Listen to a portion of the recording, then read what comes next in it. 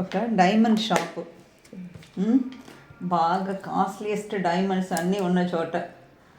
ఆ పక్కన ఉన్న దీనిలో బేకరీ షాప్ ఉంది వెనకాల. డైమండ్ షాప్కు బేకరీ షాప్కు మధ్యలో కన్నం వేసి పెట్టాడు ఎవడో. ఈ కన్నం నుంచి అటువైపు ఉన్న ఎలుకలని ఇటువైపు వచ్చి ఒక ఖరీదైన డైమండ్ని మింగేసింది. అదేమో పంచదారని అనుకున్నా ఏదో సంథింగ్ అనుకుని మింగి పారేసింది.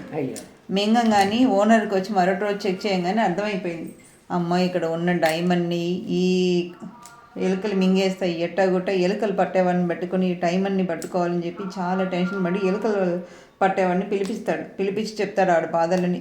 అమ్మ ఇది కొన్ని కోట్లైన డైమండ్, అదేమో పంచదార ముక్కను అనుకుందో ఏమో ఏదని అనుకుందో మింగిసి వచ్చింది.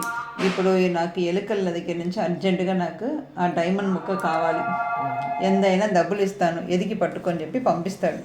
వీడి వెళ్ళి ఆ పక్కన ఉన్న బేకరీ స్ట్రీట్లో తలుపు తీయగానే ఓపెన్ చేసి చూస్తే కొన్ని 1000 ఎలుకలు ఉంటాయి. అన్ని పొట్టలు ఎలుకలు అట్లా అన్నీ కుంభగుడిపోయి ఉంటాయి.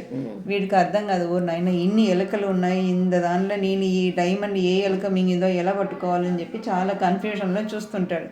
చూస్తున్నప్పుడు ఒక ఎలుకల వరకు గోడ దగ్గర నెమ్మదిగా ఇలా కూర్చుని ఏదో ఆలోచనలో ఉంటాయి. టప్మని అక్కడ ఎలుకని పట్టుకుని కర్ర తీసుకోవటంగానే పడిపోయి ఉండి దాన్ని పట్టుకుని పొట్టకోసి చూస్తే దాని కడుపులో డైమండ్ ఉంటాయి. వీడు ఏదో తెలియగలవాడు, అసలు ఇన్ని తోడు వెతకలేదు, ఇన్ని ఎలుకలు ఉంటే ఒక్క ఎలుక దూరంగా ఉన్న ఎలుకని వెళ్ళి ఎట్లా పట్టుకుని చంపాడబ్బా, డైమండ్ ఎలా దొరికింది అని కంగారు పడితే అడుగుతాడు ఓనరు.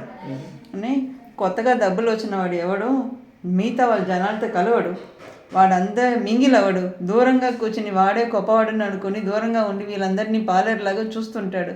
వాడు ఎవరితో మాట్లాడటానికి ఇష్టపడరు, కలవటానికి ఇష్టపడరు, కలిసి ఉండటానికి ఇష్టపడరు, నేనే గొప్ప డిప్పని అనుకుని కూర్చుంటాడు. అలా ఎలుక మైండ్ సెట్ కూడా అంతే, ఎలుక కూడా అలాగే కూర్చుంది, అందువల్ల దొరికిపోయింది. ఈ కుంభల్లో ఉంటే బతికేది, ఆ దూరంగా ఉంది కాబట్టి దొరికిపోయింది. మనిషి కూడా అంతే, నీకు ప్రమోషన్ వచ్చినా డబ్బులు వచ్చినా కొత్తగా నువ్వు నగలు కొనుక్కున్నా ఫంక్షన్కి వెళ్ళినా మిగతా వాళ్ళందరూ చిన్న చూపులుగానే ఉంటాయి, ఎవరు నీ కంటికి కనపడదు. నువ్వు మామూలుగా నడిచినా కూడా గొడుగు వేసుకుని నడుస్తావు, మామూలుగా మాట్లాడినా కూడా గరాణంగా మాట్లాడతావు, మామూలుగా ఉండదు. అప్పుడు నీ నడక మారుతుంది, మాట మారుతుంది, తీరిక మారుతుంది, అన్నీ మారుతుంది. అలా మారిపోయి తొందరగా దొరకకుండా ఉండాలంటే ఒక ఎలుకలాగా కాకుండా 999 ఎలుకల్లాగా బిహేవ్ చెయ్యి, ఏం వచ్చినా పర్వాలేదు, కలిసి ఉండాలి అనుకో.